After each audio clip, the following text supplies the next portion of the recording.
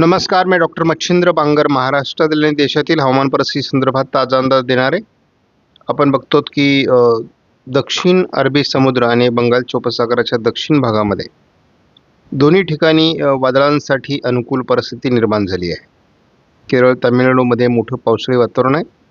पूर्व भारतामध्ये पावसास अनुकूल स्थिती असून उत्तर भारताच्याही काही भागात पावसास अनुकूल स्थिती आहे. अति उत्तरेला एक WD सक्रिय आहे. या सर्व सिस्टम लक्षात घेता हवामानात काय बदल होत आहेत हे आपण बघणार आहोत. भारतीय हवामान खात्याच्या एकूण अंदाजानुसार मध्य भारतामध्ये आणि पूर्व भारत, दक्षिण भारताच्या काही भागात अति उत्तरेला काही ठिकाणी ऑरेंज अलर्ट पावसासंदर्भात देण्यात आला आहे. मान्सून पूर्व पाऊस, तर काही ठिकाणी येलो अलर्ट देण्यात आलेला आहे. उष्णतेची लाट आंध्र प्रदेशमध्ये दाखवण्यात आली आहे. भारतामध्ये 4 तारखेला राजस्थानमध्ये धुळीचे वादळ निर्माण होण्याची शक्यता आहे. काही ठिकाणी गारपीट होण्याची शक्यता आहे. अनेक राज्यांमध्ये विदर्भासहित ऑरेंज अलर्ट देण्यात आलेला आहे. याचा अर्थ मान्सूनपूर्व पावसाचा जोर 4 तारखेला वाढणं अपेक्षित आहे. तीच परिस्थिती आपण 5 तारखेला देखील बघतो आहोत. काही राज्यातील मान्सूनपूर्व पावसाचा जोर कमी होणार आहे 6 तारखेला. महाराष्ट्रात केवळ विदर्भात पावसाचा अंदाज देण्यात आलेला आहे आणि 8 तारखेला देखील तीच परिस्थिती आहे. आपण बघतो की पूर्व भारत, ओरिसा, मध्य प्रदेश पूर्व भाग, केरळ, तामिळनाडू, दक्षिण कर्नाटक, उत्तर भारतातील राजस्थान काही भाग आणि हिमाचल प्रदेश, उत्तराखंड या भागात पाऊस झालेला आहे. महाराष्ट्रामध्ये विदर्भ आणि थोडं मराठवाड्याच्या छत्रपती संभाजीनगरच्या आजूबाजूने काही तुरळक गावामध्ये पाऊस झालेला आहे. महाराष्ट्रात पाऊस दाखवला नसला तरी विदर्भ आणि मराठवाड्याच्या काही भागात पावसाच्या ॲक्टिव्हिटीज होऊ शकतात असा एक अंदाज आहे.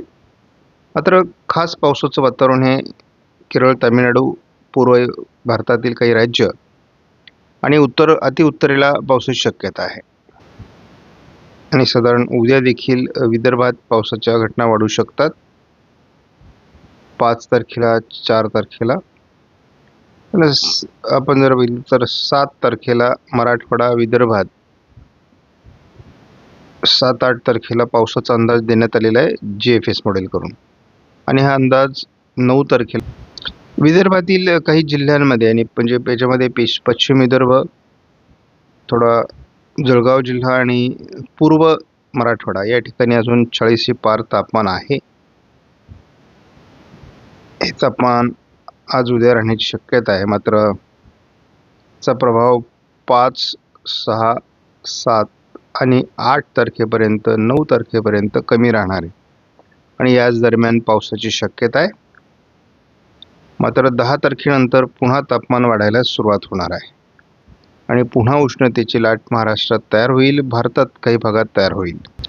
CFS मॉडेलने बंगालच्या उपसागराच्या दक्षिणेला एक वादळी परिस्थिती निर्माण होण्याचा अंदाज दिला आहे.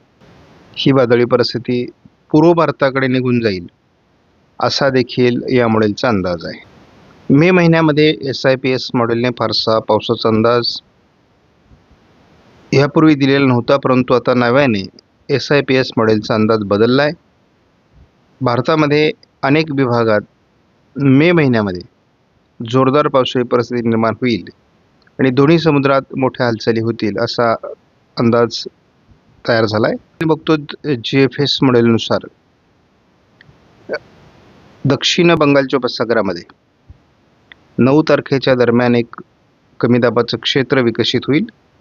याचं पुढे वादळात रूपांतर होऊन बंगालच्या उपसागरामध्ये त्याचं चक्रीवादळ बनेल आणि ते ओरिसाच्या मार्गे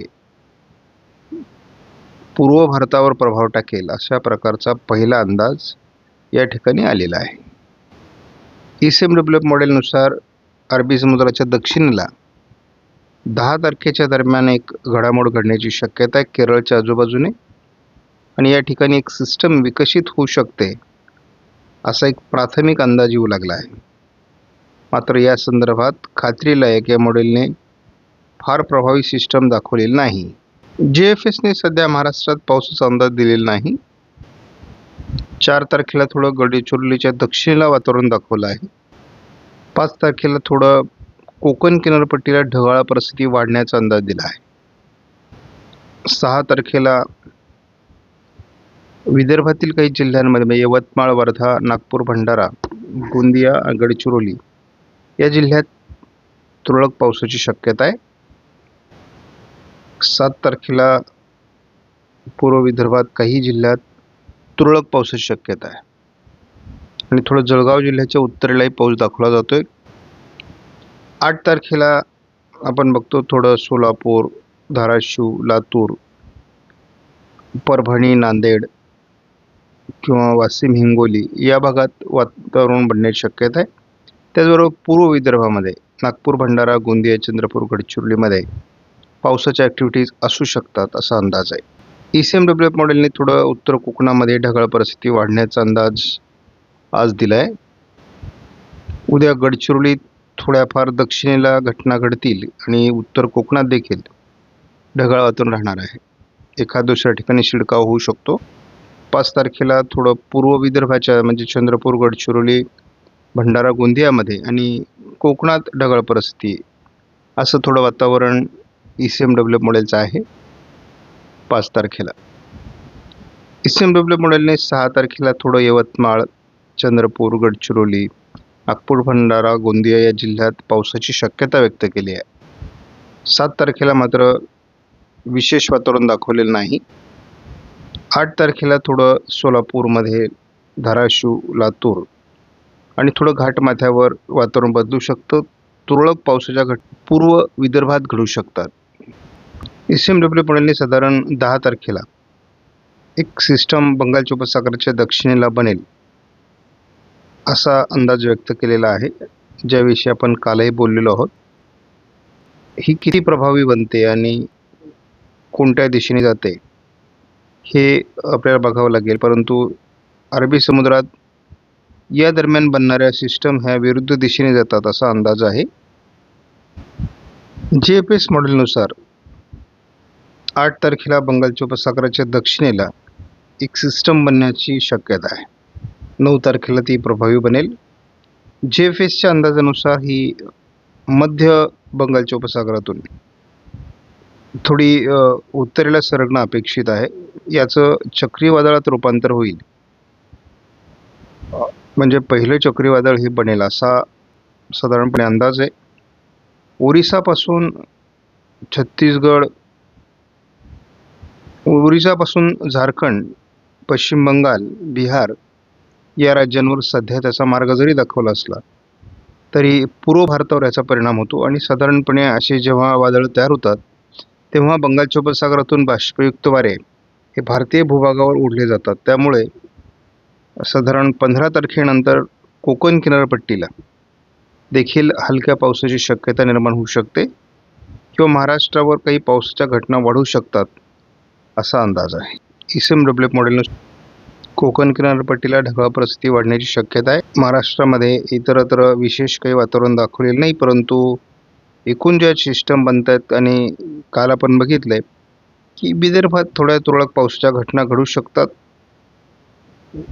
हळूहळू आता घाटमाथ्यावर ढगाळ परिस्थिती वाढेल. 5 तारखेला थोडा विदर्भामध्ये काही पावसाच्या घटना घडू शकतात. त्यानंतर 6 तारखेला देखील सोलापूर, लातूर, धाराशिव, नांदेड आणि पूर्व विदर्भ असं काही वातावरण घडू शकतं. महाराष्ट्रामध्ये 7 तारखेनंतर स्थानिक पावसाचं वातावरण तयार होणं अपेक्षित आहे. 8 तारखेला ही स्थानिक वातावरणासाठी पोषक स्थिती बनते. आपण बघतो की 8-9 तारखेनंतरच दोन्ही सिस्टमची समुद्रांमध्ये वादळी प्रणाल्या विकसित होतील. त्यामुळे 9 तारखेपासून महाराष्ट्राच्या दक्षिणेला पश्चिम महाराष्ट्र, विदर्भ, दक्षिण मराठवाडा या भागात काही पावसाच्या घटना 9 तारखेनंतर वाढू शकतात. GFSने आज फारसं वातावरण दाखवलेलं नाही आहे. उद्या थोडी गडचिरोलीच्या काही भागात वातावरण असू शकतं.